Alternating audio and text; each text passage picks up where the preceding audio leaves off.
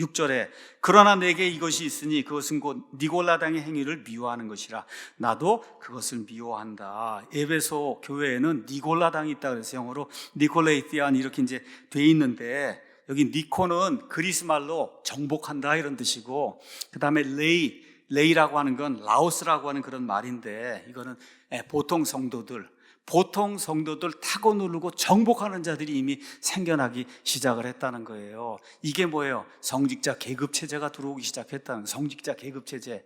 신약 교회에서는 여기 요한계시록 1장에도 요한이 나는 너희의 형제라 그러니 형제 자매 이렇게 계급 체제가 없는 게 신약 교회예요.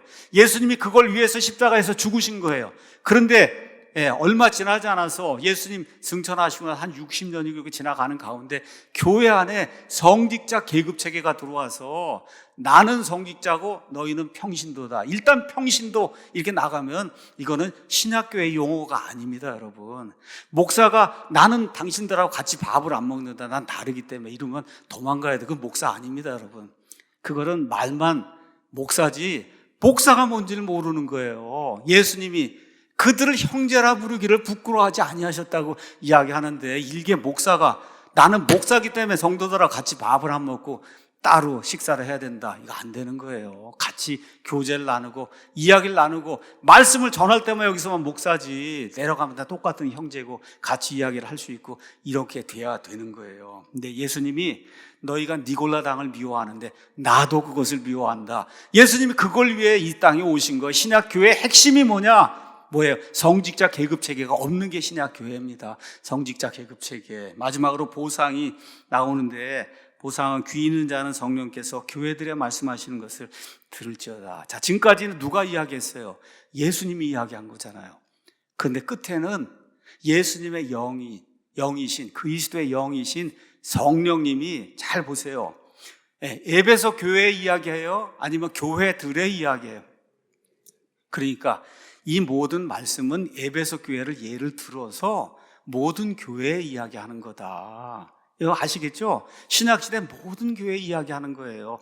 에베소 교회 예를 들어서, 다시 말해 에베소 교회 엑스레이를 찍었어요. 예수님이 엑스레이를 딱 찍어서 이걸 보여주시고 폐가 이렇고 하얗고 이런 거 다 보여줬단 말이에요. 이렇게 한 다음에 모든 교회가 이걸 보고 어떤 부분에서 내가 잘못한 것이 있나 에베소 교회를 보고 정신을 차려라, 이렇게 말씀을 해주시는 거예요. 그렇죠? 에베소 교회의 문제, 에베소 교회 처방, 이런 모든 거는 모든 교회에 해당이 돼요. 교회만 해당이 되는 게 아니라 교회를 구성하고 있는 작은 교회, 그게 누구예요? 저와 여러분이잖아요. 그래서 저와 여러분 이런 것들이 이제 보면 좋을 것 같아요. 이기는 자는 요한일서 4장 4절 5장 4절 이런 데 나오는 것처럼, 이긴다 그래서 맨날 토요일 금요일 날 가서 철야 기도해야 되고 특별 새벽 기도를 해야 되고 이런 거 전혀 아닙니다. 어떤 거예요? 세상을 이긴 자가 누구예요? 예수님의 믿음을 갖고 예수님을 믿고 신뢰한 그 사람이 이기는 자에 특별한 게 없는 거예요, 여러분. 저와 여러분이 구원받았으면 이기는 자입니다. 이기는 자에게 내가 하나님의 낙원 한가운데 있는 생명나무에서 나는 것을 주겠다. 여러분, 여기 가서 보면 생명나무가 나오는데, 생명나무는 창세기에 나오죠. 접근이 금지가 됐어요. 이것이 이제 계시록 여기 2장 22장에 가면 접근이 허용이 되는 이런 일이 생기고, 낙원이라고 하는 그런 말이 구약시대에는 이 땅 속에 있었는데 예수님 부활과 함께 낙원이 셋째 하늘로 옮겨져서, 고린도서 12장 가서 보면 사도 바울이 그 낙원에 다녀오는 그런 이야기가 이제 나옵니다. 자, 생명나무에서 나는 것을 주워 먹는다, 이렇게 되니까 맨날 이게 생명나무 실과를 먹어야만 생명이 유지다, 이런 의미로 생각하지 마시고, 여기 계시록 22장 끝부분에 가면 민족들을 치유하기 위해서 생명나무의 잎사귀들을 먹는 그런 일이 생겨요. 근데 여기는 그런 게 아니라 이미 교회 구원받은 사람들에게 주는 이야기잖아요. 어떻게 받으셔야 돼요? 하나님의 영원한 생명에 참여하는 이와 같은 복을 준다. 저와 여러분 이렇게 이해하면 좋을 것 같습니다. 교훈의 말씀 2개만 이야기하고 마치겠습니다. 자, 에베소 교회 특징이 뭐냐 하면 사도가 세운 교회예요. 그렇죠? 으뜸 가는 교회야. 전통이 아주 훌륭한 그런 교회예요.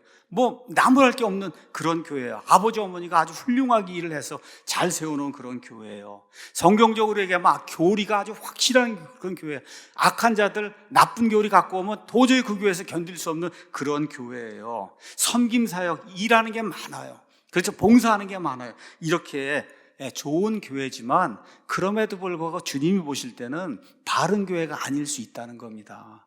그래서 우리 교회를 한번 보세요. 킹제임 성경을 쓴다 그러고, 그래서 하나님 본연해 주신 성경을 쓴다 그러고, 신학교회를 한다 그러고, 바이블 빌리빙 하는 그런 사람들이 모인다 그러고, 열심히 봉사한다 그러고, 헌금다. 여러분, 정말 여러분이 지금까지 이렇게 잘 해주신 거, 저 개인의 입장에서 정말 감사를 드립니다. 그런데 혹시 그런 것들이 우리의 자랑이 돼서 예수님의 엑셀을 딱 찍었을 때 너 첫사랑을 버리고 있구나, 처음 행위가 하나하나 없어지고 있구나, 이렇게 나오면 곤란하단 말이에요. 어떻게 돼요? 등잔대가 옮겨진다고 이렇게 이야기가 나오잖아요. 사랑침례교회가 20년 30년 있으면 이 땅에 존재하지 않을 수도 있다는 거예요. 그 얘기가 여러분 이해하시겠죠? 이런 것들을 기억하고 첫사랑, 내가 정말 예수님 처음 만났을 때 가졌던 그 사랑, 아니면 우리 그 이후에 우리 사랑침례교회 킹제임 성경의 온전한 진리를 좀 찾아서 모든 것 제쳐두고 이 교회 왔을 때 가지고 있던 그 사랑, 그 사랑이 지금도 여전히 내 안에 충만히 남아있는가, 이거를 다시 한번 돌이켜보고 그런 것에 부족한 것이 있다 생각하면 어떻게 하면 돼요? 회개하고 돌이키면 되는 거예요. 하나님이 가장 기뻐하시는 게 회개하는 일입니다. 그 일이 충만한 사랑침례교회 되기를 예수님의 이름으로 축원합니다.